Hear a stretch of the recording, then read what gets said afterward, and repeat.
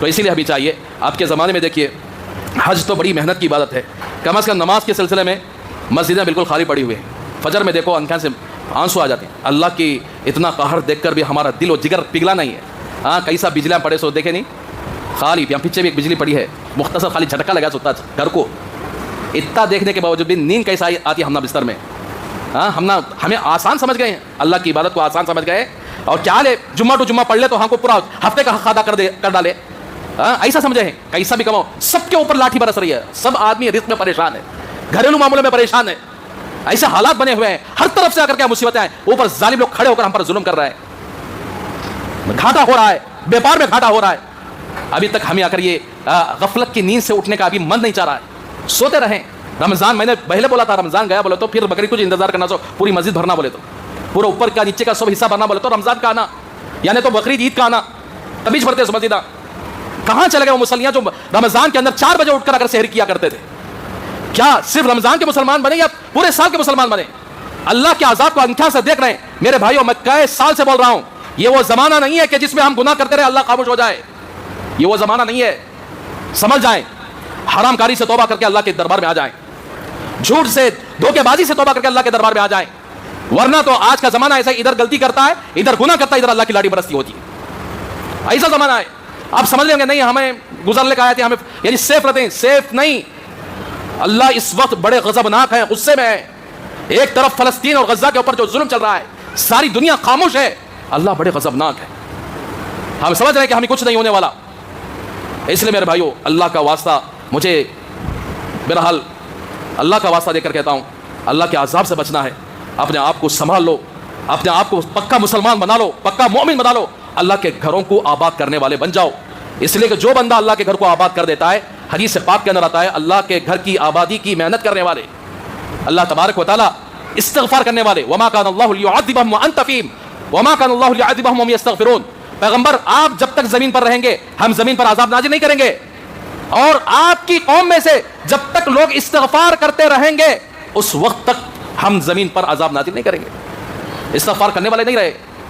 تو اللہ کا واسطہ میرے بھائیو چھوڑ ڈالو غفلت کی نیند، اللہ کے واسطے مسجدوں کو آباد کرنے والے بنو، مسجد سیف جگہ ہے، مسجد اللہ کا دربار ہے، اس کے اندر آ کر معافی مانگنے والے بن جاؤ۔ تو یہ چند باتیں آپ کے سامنے رہی، اسی لیے میرے بھائیو فجر کی نماز کو دیکھ کر بڑا درد ہوتا ہے، 2 صف 2.5 صف، ایک زمانہ تھا 4-5 صف آتے تھے، کیا ایسی غفلت ہو گئی ہم لوگوں کی؟ اس لیے میرے بھائیو چھوڑو نہ کو، روزی رزق کی آسانیاں اللہ نے فجر میں رکھی ہے، فجر کی جماعت میں آؤ، اللہ کی طرف سے جو رزق ملتا ہے وہ لے کر جاؤ، پڑھیں گے انشاءاللہ۔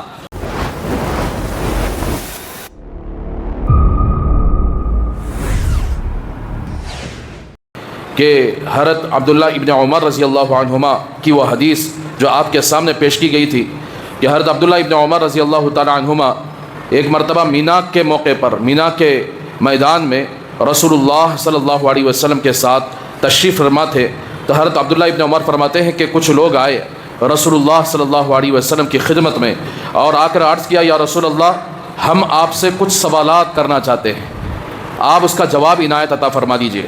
تو اللہ کے رسول صلی اللہ علیہ وسلم نے ارشاد فرمایا کہ تم سوال کرنے کے بعد جواب دوں یا جو تم سوال کرنا چاہتے ہو میں خود سوال کر کے اس کا جواب دوں؟ تو صحابہ نے عرض کیا یا رسول اللہ آپ ہی سوال کر دیجیے، آپ ہی جواب دے دیجیے۔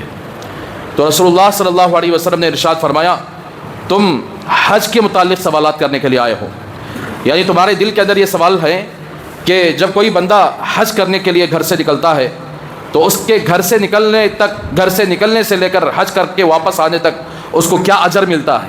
ایک سوال یہ تھا آپ کا۔ دوسرا سوال یہ تھا طواف کرنے پر کیا ثواب، صفا مروہ کی سعی کرنے پر کیا ثواب، اور اسی طرح عرفات کے میدان میں گزارنے پر کیا ثواب، اس کے بعد شیطان کو کنکریاں مارنے پر کیا اجر ملے گا، اس کے بعد طواف زیارت کرنے پر کیا اجر ملے گا۔ یہ سوالات تھے آپ کے دلوں کے اندر۔ تو صحابہ نے عرض کیا یا رسول اللہ اللہ نے آپ کو سچا نبی، قسم ہے اس ذات کی جس کے قبضے میں ہم سب کی جان ہے، اللہ نے آپ کو حق بنا کر نبی بنا کر بھیجا ہے، اللہ کے علاوہ ہمارے دلوں کی بات کو کوئی نہیں جانتا، اللہ نے ہمارے دلوں کی بات کو آپ تک پہنچا دیا ہے، تو یہ آپ کے نبی ہونے کی سچی علامت ہے۔ چنانچہ رسول اللہ صلی اللہ علیہ وسلم نے ارشاد فرمایا کہ ایک قدم پر چاہے تم جس جانور پر سوار ہو کر جا رہے ہو یا پیدل ہو کر جا رہے ہو، ایک ایک قدم پر ایک ایک نیکی اللہ تبارک و تعالیٰ عطا فرمائیں گے۔ جس جانور پر تم سوار ہو کر جاتے ہو اس جانور کے یعنی ہر چیز کے بدلے میں اللہ تبارک و تعالیٰ ثواب عطا فرمائیں گے۔ اس کے بعد رسول اللہ صلی اللہ علیہ وسلم نے ارشاد فرمایا، طواف کرنے پر، کعبۃ اللہ کا طواف کرنے پر ایک عربی غلام آزاد کرنے کا ثواب تمہیں دیا جائے گا۔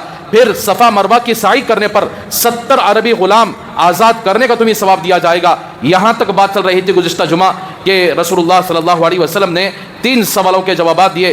اس کے بعد عرفات کے میدان میں جب سارے حاجی اللہ کے سامنے حاضر ہوتے ہیں اور اللہ کے سامنے گڑ گڑاتے ہیں، دعائیں کرتے ہیں، تو اللہ تبارک و تعالیٰ آسمانی دنیا پر تشریف لاتے ہیں اور لا کر تمام فرشتوں پر فخر کرتے ہیں۔ دیکھو یہ جتنے بندے عرفات کے میدان میں جمع ہوئے ہیں وہ سارے بندے مختلف علاقوں سے، مختلف گاؤں سے، مختلف ملکوں سے یہاں پر جمع ہوئے ہیں، اور محض صرف مجھے راضی کرنے کے لیے، ان کا دوسرا کوئی مقصد نہیں، مجھے راضی کرنے کے لیے، اپنے گناہوں کی معافی مانگنے کے لیے۔ تو فرشتوں کو اللہ تبارک و تعالیٰ فرماتے ہیں کہ میرے فرشتوں تم گواہ رہو، جتنے حاجی یہاں پر جمع ہو کر عرفات کے میدان میں روتے ہیں، گڑ گڑاتے ہیں، میں نے ان کے سب گناہ معاف کر دیے، میں نے ان کے سب گناہ معاف کر دیے۔ اور انہی کے گناہ نہیں ہے بلکہ یہ جن جن کی سفارش کریں گے، جن جن کے حق میں بخشش کی دعا کریں گے، سب کے گناہ ہم معاف کرنے والے ہیں، سب کے گناہ ہم معاف کر دیے۔ اسی لیے حدیث پاک کے اندر آتا ہے حاجی جب حج کر کے آتا ہے تو سب سے پہلے تم اس سے دعا کروا لیا کرو، اس لیے کہ اگر اس کا حج قبول ہو گیا ہے تو ہم اس سے دعا کروائیں گے اور وہ دعا ہمارے حق میں کرے گا کہ اللہ اس کو معاف کر دے، اس کو اگر جنت دے دے، اس کی دنیا بھلا کر دے، اس کی آخرت بھلا کر دے۔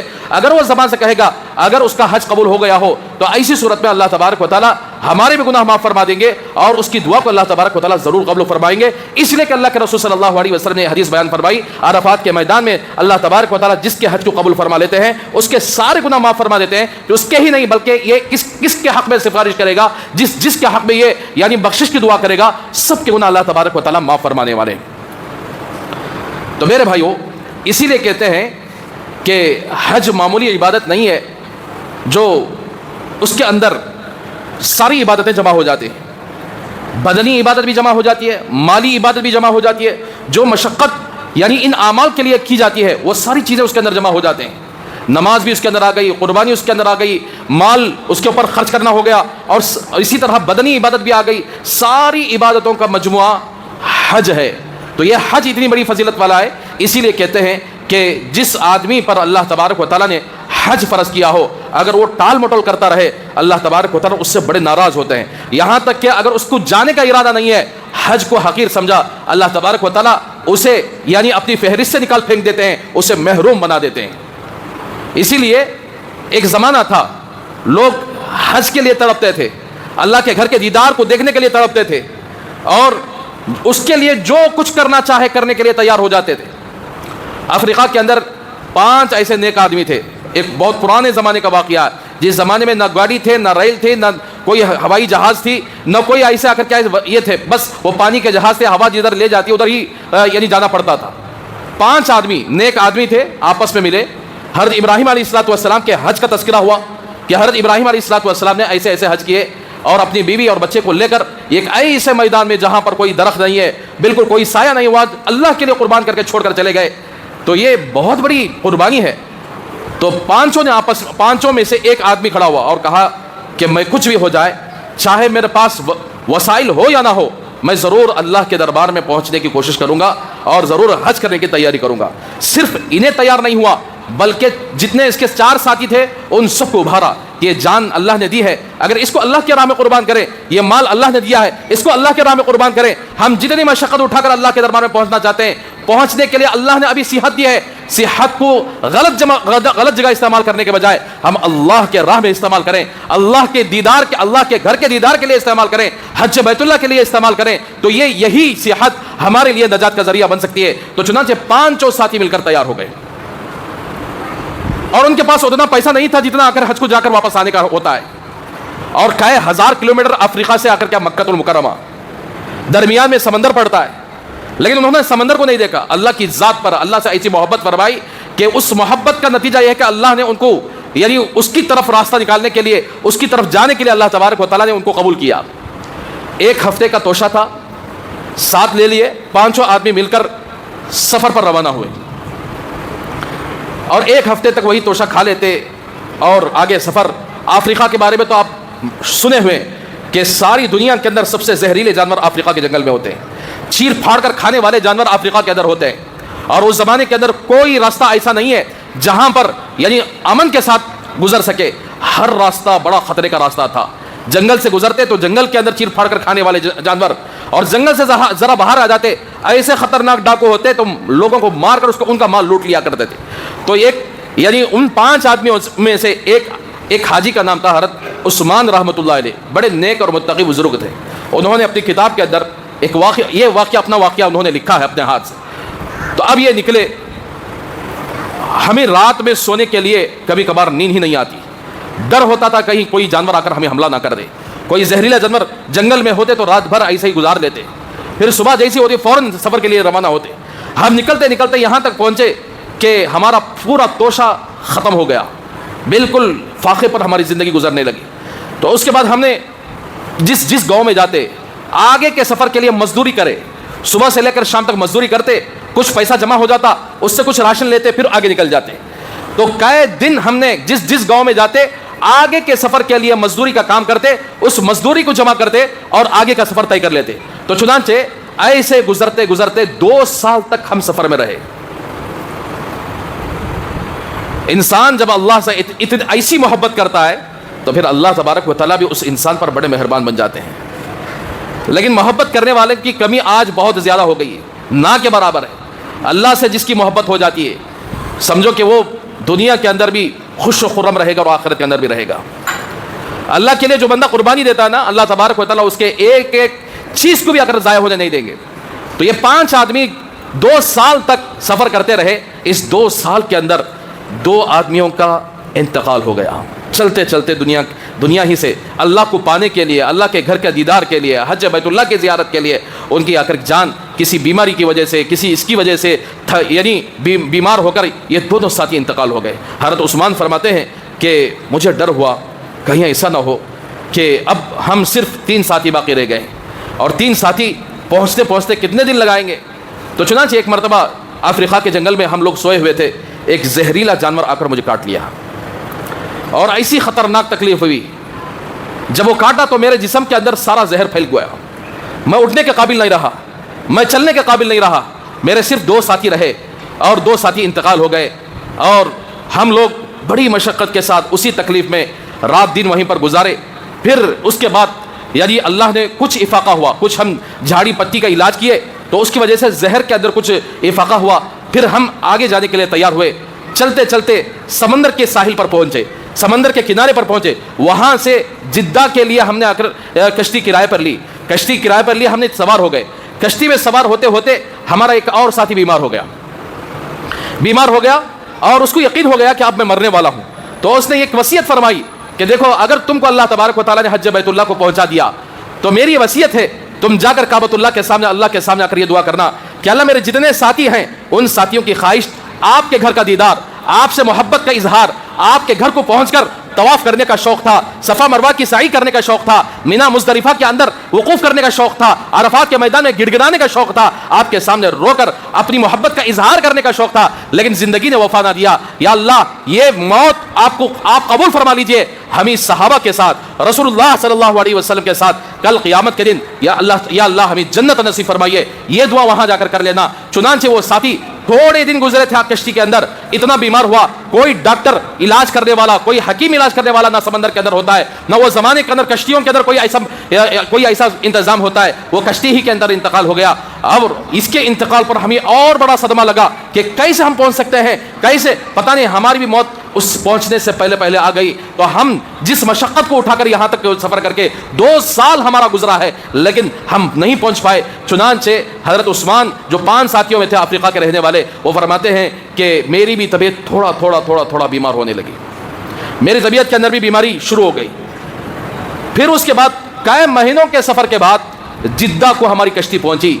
جدہ پر اترتے ہی تھوڑا سا ہم نے سانس لیا، لیکن اس کے باوجود بھی میری بیماری میں اور اضافہ ہوتا گیا۔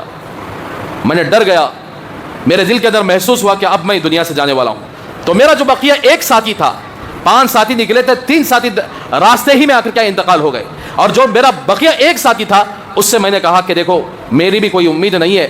میں کعبۃ اللہ کو دیکھ پاؤں گا کہ نہیں دیکھ پاؤں گا, اللہ کے سامنے مانگ پاؤں گا کہ نہیں مانگ پاؤں گا. میں اگر انتقال ہو جائے, میرا انتقال ہو جائے, تو میں احرام کی حالت میں میرے جو کپڑے ہیں اسی حالت میں جہاں تک ہو سکے مکے کے قریب لے جا کر مجھے دفن کر دینا, تاکہ کل قیامت کے حاجیوں کے ساتھ اللہ تبارک و تعالیٰ میرا حشر فرمائے, مجھے اٹھائے دوبارہ حاجیوں کے ساتھ. تو چنانچہ کچھ دن جدہ میں گزارے, میری طبیعت بالکل اوجل ہو گئی تھی. پھر اللہ نے تھوڑی طبیعت کو آرام کیا تو پھر چلنے لگے. جیسے ہی مکہ المکرمہ میں داخل ہوئے, اب یہ کوئی سواری کا مسئلہ نہیں, یہ سمندر تک چل کر ہی سفر کیے تھے. اگر افریقہ اور مکے کے درمیان سمندر نہ ہوتا تو یہ چل کر ہی آ جاتے, لیکن سمندر ہونے کی وجہ سے انہوں نے کشتی پر سوار ہوئے اور مسلسل 2 سال کی سفر کر کے مکہ المکرمہ پہنچے. وہ پہنچتے پہنچتے 5 ساتھیوں میں 3 ساتھیوں کا راستے ہی میں انتقال ہو گیا. 2 ساتھی مکہ المکرمہ پہنچے, کعبۃ اللہ کی طرف نظر اٹھائے تو فرماتے ہیں کہ زندگی میں ایسی خوشی ہوئی, کبھی ایسی خوشی نہ بعد میں ہوئی نہ پہلے. جیسے ہی کعبۃ اللہ کو پہنچے, ہمارے ساتھیوں کے کہنے کے مطابق ہم نے دعا کی اور کعبۃ اللہ کا غلاف پکڑ کر اللہ سے مانگی کہ اللہ تیرا شکر ہے, تو نے ہمیں یہاں تک پہنچا دیا. اگر درمیان میں راستے میں اگر موت آ جاتی تو تیرے گھر کو دیکھنے کی توفیق نہیں ہوتی. یا اللہ ایسے اگر یہ 5 ساتھیوں میں سے 3 ساتھی انتقال ہو گئے, 2 ساتھی پہنچے, تو ایسے لوگ تھے وہ زمانے کے اندر کعبۃ اللہ کے دیدار کے لیے سب کچھ قربان کر کے آ جاتے تھے. ایسے ہی لوگوں کے سلسلے میں اللہ تبارک و تعالیٰ فرماتے ہیں جب یہ حاجی لوگ عرفات کے میدان میں آتے ہیں, گڑ گڑاتے ہیں, میں ان کچھ نہیں, انہوں جس کی سفارش کریں گے ان کو بھی اگر معاف کر دوں گا, جس کے حق میں یہ دعا کریں گے ان کی دعا کو بھی قبول کر لوں گا. آج کے زمانے میں حج ایک فیشن بن گیا, حج ایک ٹورزم بن گیا. حج جس طرح تڑپ کے ساتھ کرنا چاہیے اس طرح نہیں کیا جا رہا ہے. کتنے لوگ ایسے ہیں جن کے پاس پیسہ ہے, جن کے پاس سب کچھ ہے, دل و دماغ کے اندر یہ بات بھی نہیں آتی کہ مجھے اللہ نے اتنا مال دیا ہے, اتنا مال دے کر مجھے حج کرنے کی توفیق, حج کا ذہن میں نہیں آتا. سمجھ لینا کہ ایسے لوگوں کو اللہ تبارک و تعالیٰ اپنے گھر کا دیدار نہیں کرائیں گے. تو میرے بھائیو اسی لیے کہتے ہیں جن کے پاس اللہ تبارک و تعالیٰ نے حج کو جا کر آنے کا اتنا پیسہ رکھا ہو, اس کے اوپر حج فرض ہو جاتا ہے. یعنی کس پر حج فرض ہوتا ہے؟ جس کے پاس تمام ضرورت سے زائد کھا پی کر جو مال بچتا ہے نا, جسے اٹھا کر ہم لگتے ہیں. مدن پلی کے اندر جوڑ کر رکھنے کی ہم نے عادت ہے. ذرا یہ کہ ہاں وہ زمین خرید ڈالو, یہ خرید ڈالو, وہ کر ڈالو, جوڑ کر رکھ لیے. تو ایسا جوڑ کر رکھتے ہیں نا, یہ جوڑ کر رکھنے والے, اور اسی طریقے سے بچیوں کی شادی کے لیے لاکھوں روپے جوڑنے والے کہ 5 لاکھ 10 لاکھ اٹھا کر جوڑ ڈالے. کیا بھائی رکھے؟ بولے تو بچی کی شادی کے لیے رکھے ہیں. جب تم جوڑ کر رکھے ہو تمہارے اوپر حج فرض ہو گیا. تمہاری بچی کے لیے شادی 5-10 لاکھ میں خرچ کر کے کرنا شریعت کا حکم نہیں ہے, لیکن 10 لاکھ 5 لاکھ تم نہ جمع ہو گئے. ایک آدمی کی حج کرنے کا خرچ 4 یا 5 لاکھ ہوتا ہے. اگر وہ ضرورت سے زائد پیسہ جمع ہو گئے, تمہاری یہ بہانے نہیں چلیں گے کہ اللہ بچی کو شادی کرنے کے لیے رکھا تھا اس لیے حج نہیں کر سکا. نہیں, اللہ تبارک و تعالیٰ تم پر حج فرض کر دیا تو حج کو جانا آپ کے لیے کمپلسری ہوگا. اگر نہیں جائے گا تو یہاں تک کہ بہت سارے, حضرت سعید ابن جبیر رحمۃ اللہ علیہ, ایک آدمی کا جنازہ آیا, بڑا مالدار آدمی تھا. جنازے کا وقت ہو گیا, لوگ نماز پڑھنے کے لیے کھڑے ہو گئے, تو حضرت نے مجمع میں سے اٹھ کر وہاں سے چلے گئے. حضرت سے کسی نے پوچھا کہ حضرت آپ اتنے بڑے اللہ والے ہیں, جنازے کی نماز پڑھے بغیر آپ کیسے چلے گئے؟ تو حضرت نے فرمایا یہ کمبخت اتنا بڑا مالدار تھا, مال ہونے کے باوجود بھی حج بیت اللہ کو نہیں گیا, حج ادا نہیں کیا, تو یہ اللہ کی نگاہ میں محروم ہے, میں اس کی نماز جنازہ نہیں پڑھتا. تو میرے بھائیو اتنا خطرناک دنیا کے اندر بھی اور آخرت کے اندر بھی ایسے آدمی کو بڑا وبال ہونے والا ہے جس کے اوپر اللہ نے حج فرض کر دیا اور وہ حج کو نہ جائے.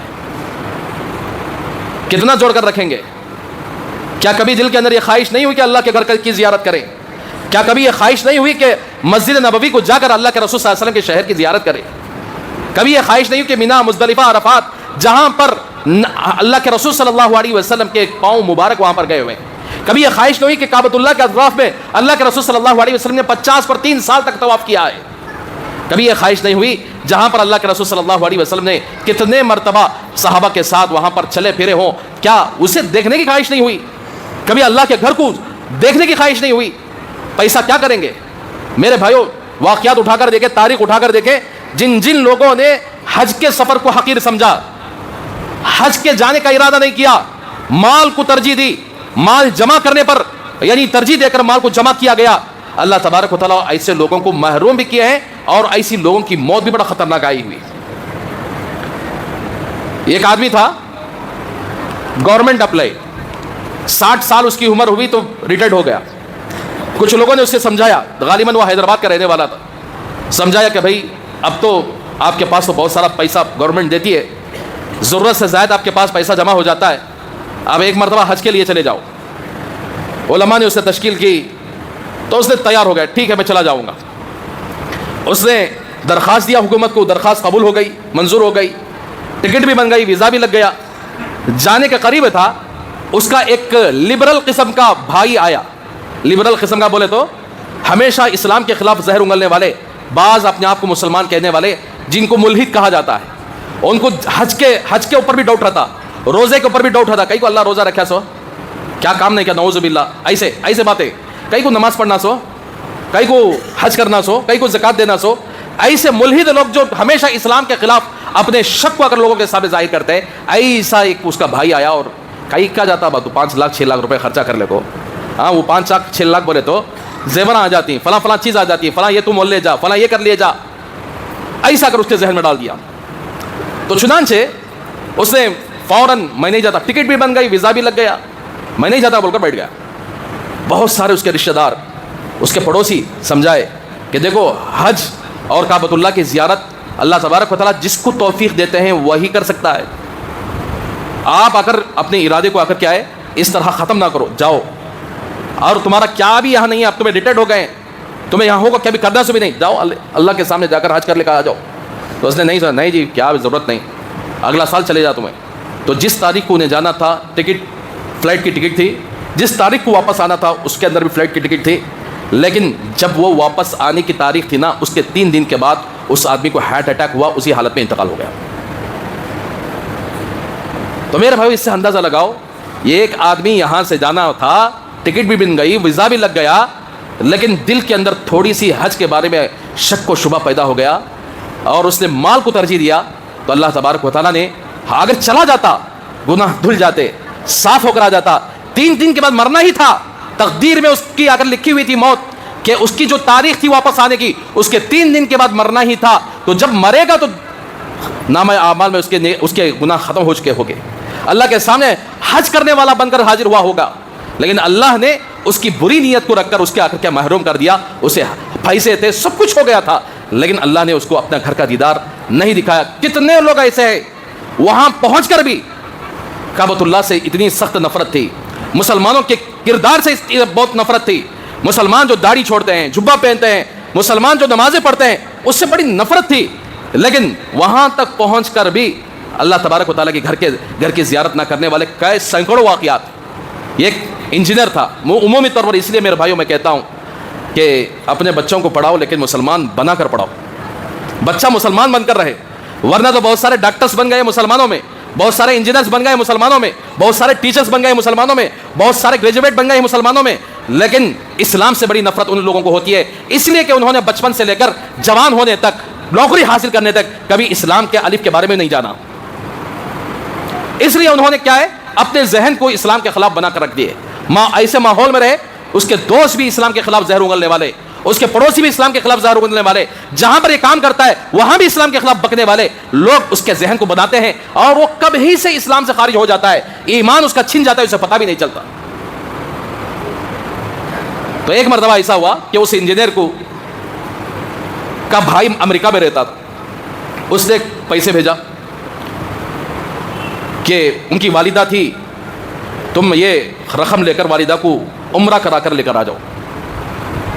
اب ایک مسئلہ اور آپ کے سامنے بتاؤں, اولاد جو کماتی ہے نا, یہ سب سے بڑا غلط مسئلہ کیا ہے بولے تو, مثال کے طور پر بیٹے بڑے ہو جاتے, 30 سال 35 سال ہو جاتے ہیں, اچھا کماتے رہتے اور اٹھا کر سیو بھی کرتے رہتے. اب ان سے سوال کیا جائے کہ بھائی آپ کے اوپر حج فرض ہو گیا ہے, تمہیں حج کر لو. نہیں, ماں باپ کو حج کرے تک میں حج کرتا نہیں. ایسا, یہ کان کھول کر سن لو, یہ مسئلہ بڑا اہم مسئلہ ہے. وہ نوجوان وہ اولاد جو کماتی ہے اور اٹھا کر سیو کرتی ہے، سیو کرنے کے بعد انہوں کہتے ہیں ماں باپ کو حج کرنے کے بعد ہی میں حج کروں گا، اس کے بغیر میں حج نہیں کروں گا. لیکن شریعت کو پوچھتے ہیں، قرآن کو پوچھتے ہیں، کیا ایسا آدمی جو خود پر حج فرض ہوا تھا، خود کو حج کرنے کے بجائے ماں باپ کو بھیج دیا، تو کیا وہ آدمی گنہگار ہوگا یا نیکوکار ہوگا؟ قرآن مجید میں اللہ تبارک و تعالیٰ فرماتے ہیں وَلِلَّهِ عَلَى النَّاسِ حِجُّ الْبَيْتِ مَنِ اسْتَطَاعَ إِلَيْهِ سَبِيلًا وَمَنْ كَفَرَ فَإِنَّ اللَّهَ غَنِيٌّ عَنِ الْعَالَمِينَ. لوگوں پر حج کو جانے کی طاقت آ گئی، وہاں تک پہنچنے کے لیے پیسہ لگ گیا، پیسہ آ گیا، وہاں تک پہنچ کر واپس آنے تک کے لیے اپنے گھر بار کا سب کچھ نکال کر رکھ دیا، اتنا پیسہ آ گیا، تو ایسے لوگوں پر حج فرض ہو جاتا ہے. اب وہ لوگ نہیں، پہلے ماں باپ کو کرا کو اس کے بعد کر تو ملے، تو وہ گنہگار ہوں گے. اس لیے جب آپ پر حج فرض ہو گیا ہے فوراً کر لو. اللہ نے آپ کو اور زیادہ دیا، جب ماں باپ کو ساتھ لے کر جاؤ. اللہ نے آپ کو اور دیا ہے، اور سیو کر کے رکھے، جاؤ اپنے ماں باپ کے ساتھ. یہ ہے شریعت کا مسئلہ. اس کو لوگ نظر انداز کر کے عام طور پر یہی ہوتا ہے کہ سیو کر کے نہیں، میری ایک تمنا ہے واقعتاً ضرور اولاد کا حق ہوتا ہے ماں باپ کے اوپر، ماں باپ کو حج کرائے، عمرہ کرائے، لیکن جب اپنے اوپر فرض ہو جاتا ہے تو اپنے اوپر کرنا اس کے لیے لازم ہو جاتا ہے. اس کے ماں باپ کے پاس اتنا پیسہ نہیں ہوتا حج کرنے کے لیے، اتنا سیو بیلنس ان کے پاس نہیں ہوتا. تو اللہ کا قانون کیا ہے؟ فرض اس پر ہوتا ہے جس کے پاس سیو بیلنس، سیونگ اکاؤنٹ ہو، سیونگ بیلنس ہو، اس کے اوپر حج فرض ہو جاتا ہے. تو اس لیے یہ مسئلے کو دھیان رکھے کہ اولاد سب سے پہلے جب اللہ نے آپ کو دے رہا ہے یہ نیت کرے میرے ساتھ میرے ماں باپ کو بلا لے کر جاتا ہوں. میں صرف تنہا ماں باپ کو نہیں، میں بھی حج کروں گا، میرے ساتھ میرے ماں باپ کو ساتھ لے کر جاؤں گا. یہ نیت کر کے یعنی پیسہ کر کے سیو کرتے رہے، صرف میں ماں باپ کو کرا، اس کے بعد اسے توفیق بھی ملتی نہیں. اس لیے میرے بھائیو یہ مسئلہ ضرور یاد رکھے کہ جس کو اللہ تبارک و تعالیٰ دے رہے ہیں کہ سب سے پہلے اپنا رمضان کے روزے فرض ہوئے، یہ نہیں کہتا میں ماں باپ کو روزے رکھواؤں گا بعد میں رکھوں گا. نماز فرض ہوئی ہے، یہ نہیں کہے گا کہ میں سب سے پہلے ماں باپ کو نماز پڑھاؤں گا پھر میں بعد میں پڑھوں گا. زکات فرض ہوئی ہے، یہ نہیں کہے گا کہ میں ماں باپ سے پہلے زکات نکالوں گا پھر میں نکالوں گا. یہ سب فرائض ہیں جس کے اوپر اللہ تبارک و تعالیٰ فرض کر دیتے ہیں، مجھے سب سے پہلے ادا کرنا پڑے گا. تو اس لیے میرے بھائیو ہمیں چاہیے کہ حج ایک اہم عبادت ہے جس کو آخر کیا ہے، جو بندہ جیسا آخر کیا ہے شوق رکھتا ہے اللہ تبارک و تعالیٰ اس کو اپنے گھر کا دیدار کرا دیتے ہیں. اب ایک آدمی امریکہ سے اگر کچھ پیسے بھیجا کہ بھائی کو ذرا والدہ کو لے جا کر عمرہ کرا لے کر آ جاؤ. اب یہ آدمی مجھے تو انٹرسٹ نہیں عمرہ کرنے کا، کیا کرنا، ایک سیر کر لے کر آگیں گے چلو، یعنی گھوم لے کر آگیں گے چلو. ایسا یہ ارادے سے ماں کو لے کر گیا. ماں کا دل، ماں کا سچا جذبہ تھا کہ جا کر عمرہ کروں، اللہ کے گھر کا زیارت کروں، نبی کریم صلی اللہ علیہ وسلم کے شہر کی زیارت کروں.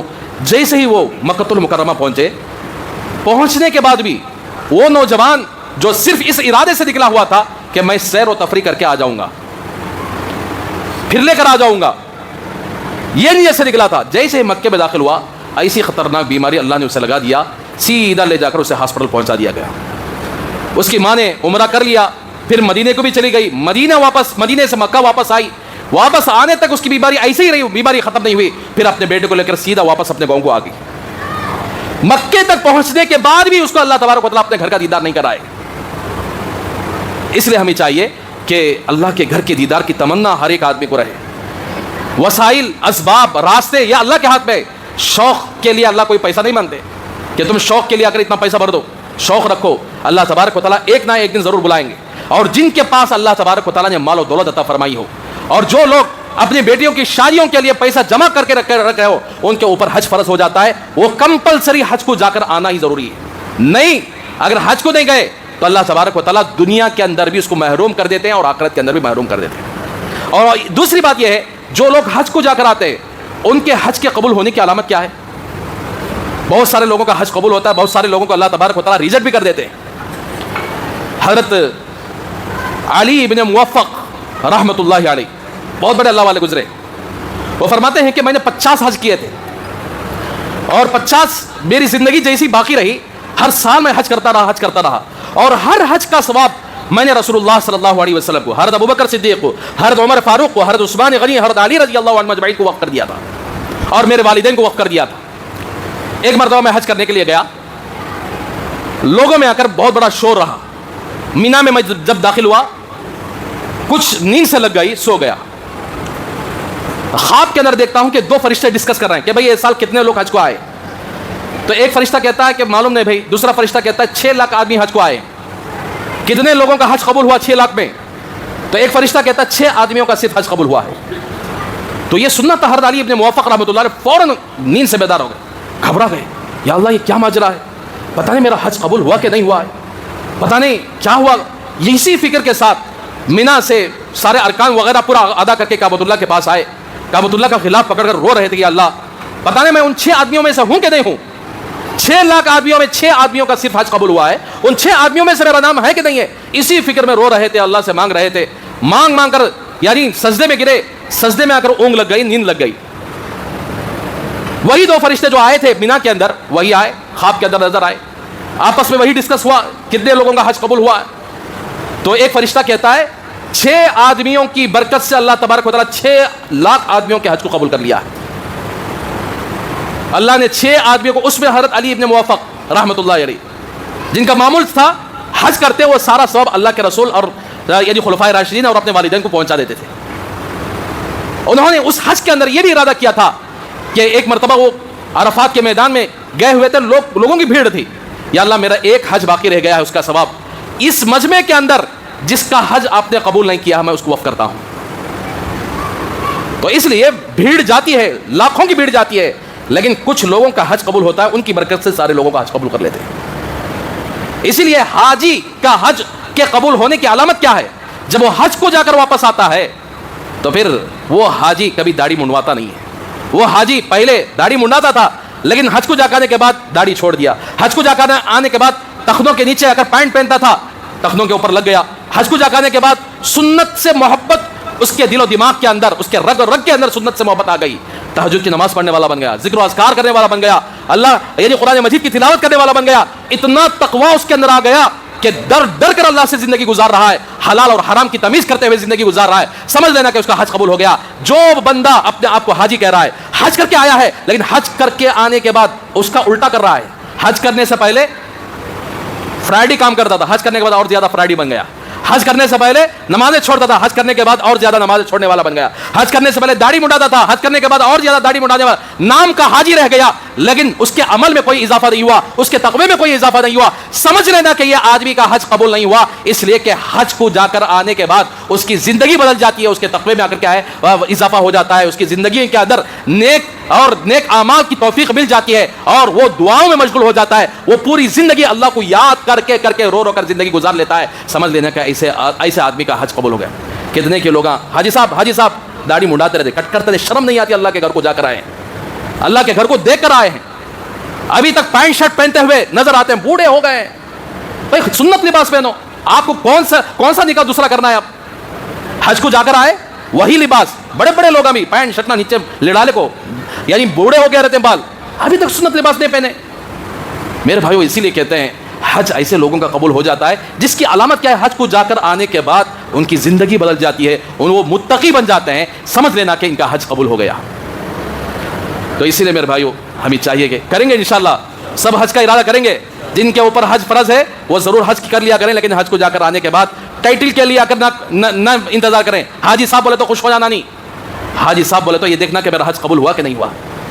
حاجی کا نام لگا کر کتنے کے اگر یعنی آدمیوں کے پیچھے گڑھے کھودنے والے بلّہ نہیں, حاجی کا نام لگاتے ہی پیچھے گڑھے کھودنا شروع کر ڈالے, سمجھو کہ ان کا حج قبول ہونے والا نہیں. تو اسی لیے ہمیں چاہیے, اب کے زمانے میں دیکھیے حج تو بڑی محنت کی عبادت ہے. کم از کم نماز کے سلسلے میں مسجدیں بالکل خالی پڑی ہوئی ہیں.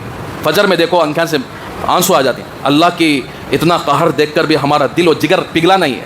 ہاں کیسا بجلیاں پڑے سو دیکھے نہیں, خالی یہاں پیچھے بھی ایک بجلی پڑی ہے, مختصر خالی جھٹکا لگا سوتا گھر کو. اتنا دیکھنے کے باوجود بھی نیند کیسا آتی ہے ہم نہ بستر میں. ہاں ہمیں آسان سمجھ گئے ہیں, اللہ کی عبادت کو آسان سمجھ گئے. اور کیا لے جمعہ ٹو جمعہ پڑھ لے تو ہم کو پورا ہفتے کا حق ادا کر ڈالے. ہاں ایسا سمجھے ہیں کیسا بھی کماؤ. سب کے اوپر لاٹھی برس رہی ہے, سب آدمی رزق میں پریشان ہے, گھریلو معاملوں میں پریشان ہے. ایسے حالات بنے ہوئے ہیں, ہر طرف سے آ کر کیا مصیبتیں ہیں. اوپر ظالم لوگ کھڑے ہو کر ہم پر ظلم کر رہے ہیں, گھاٹا ہو رہا ہے, بیپار میں گھاٹا ہو رہا ہے. ابھی تک ہمیں آ کر یہ غفلت کی نیند سے اٹھنے کا ابھی من نہیں چاہ رہا ہے. سوتے رہیں.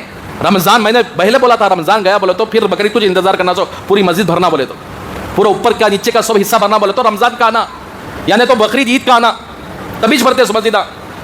कहाँ चले गए वो मुसलमान जो रमज़ान के अंदर 4 बजे उठकर अगर सहरी किया करते थे? क्या सिर्फ रमज़ान के मुसलमान बने या पूरे साल के मुसलमान बने? अल्लाह के अज़ाब को आंखों से देख रहे हैं मेरे भाइयों। मैं कई साल से बोल रहा हूँ, ये वो ज़माना नहीं है कि जिसमें हम गुनाह करते रहे अल्लाह खामोश हो जाए। ये वो ज़माना नहीं है। समझ जाएं, हरामकारी से तौबा करके अल्लाह के दरबार में आ जाएं, झूठ से धोखेबाजी से तौबा करके अल्लाह के दरबार में आ जाएं, वरना तो आज का ज़माना ऐसा, इधर गलती करता है, इधर गुनाह करता है, इधर अल्लाह की लाठी बरसती होती है। ऐसा ज़माना है। आप समझ लेंगे नहीं हमें गुजरने का आया था, हमें यानी सेफ रहते हैं। सेफ नहीं, अल्लाह इस वक्त बड़े गज़बनाक हैं, गुस्से में है। एक तरफ फलस्तीन और गजा के ऊपर जो जुल्म चल रहा है, सारी दुनिया खामोश है, अल्लाह बड़े गज़बनाक है। हम समझ रहे हैं कि हमें कुछ नहीं होने वाला। इसलिए मेरे भाइयों, अल्लाह का वास्ता, मुझे बहरहाल अल्लाह का वास्ता देकर कहता हूँ, अल्लाह के अज़ाब से बचना है। अपने आप को संभाल लो, अपने आप को पक्का मुसलमान बना लो, पक्का मोमिन बना लो, अल्लाह के घरों को आबाद करने वाले बन जाओ। इसलिए कि जो बंदा अल्लाह के घर को आबाद कर देता है, हदीस पाक के अंदर आता है, अल्लाह के घर की आबादी की मेहनत करने वाले, अल्लाह तबारक व तआला इस्तिग़फ़ार करने वाले, वमा कान अल्लाहु लियुअज़्ज़िबहुम व अंत फ़ीहिम वमा कान अल्लाहु लियुअज़्ज़िबहुम वहुम यस्तग़फ़िरून। पैगंबर, आप जब तक जमीन पर रहेंगे हम जमीन पर अज़ाब नाज़िल नहीं करेंगे, और आपकी कौम में से जब तक लोग इस्तिग़फ़ार करते रहेंगे उस वक्त तक हम जमीन पर अज़ाब नाज़िल नहीं करेंगे। इस्तिग़फ़ार करने वाले नहीं रहे तो अल्लाह का वास्ता मेरे भाइयों, छोड़ डालो गफलत की नींद, अल्लाह के वास्ते मस्जिदों को आबाद करने वाले बनो। मस्जिद सेफ जगह है, मस्जिद अल्लाह के का दरबार है, इसके अंदर आकर माफ़ी मांगने वाले बन जाओ। तो ये चंद बातें आपके सामने रही। इसीलिए मेरे भाइयों, फजर की नमाज को देखकर बड़ा दर्द होता है। 2 सफ़, 2.5 सफ़, एक ज़माना था 4-5 सफ़ आते थे। क्या ऐसी गफलत हो गई हम लोगों की? इसलिए मेरे भाइयों, छोड़ो न को, रोज़ी रिस्क की आसानियाँ अल्लाह ने फजर में रखी है। फजर की जमात में आओ, अल्लाह की तरफ से जो रिस्क मिलता है वो लेकर जाओ। पढ़ेंगे इंशाअल्लाह। कौन कौन पढ़ेंगे? हाथ उठाओ। अल्लाह सबको आकर कबूल फरमाए, सबको अल्लाह तबारक व तआला नमाज फजर बल्कि 5 वक्त की नमाजों की तौफीक अता फरमाए, और अल्लाह तबारक व तआला हमें गफलत की नींद से बेदार होकर अल्लाह के सामने हाजिर होने की तौफीक अता फरमाए। अल्लाह हमको सच्ची पक्की तौबा करने की तौफीक नसीब फरमाए। आमीन व आखिरु दाअवाना अनिल हम्दुलिल्लाहि रब्बिल आलमीन। जो हज़रात सुन्नतें पढ़ लें, सुन्नत पढ़ लें।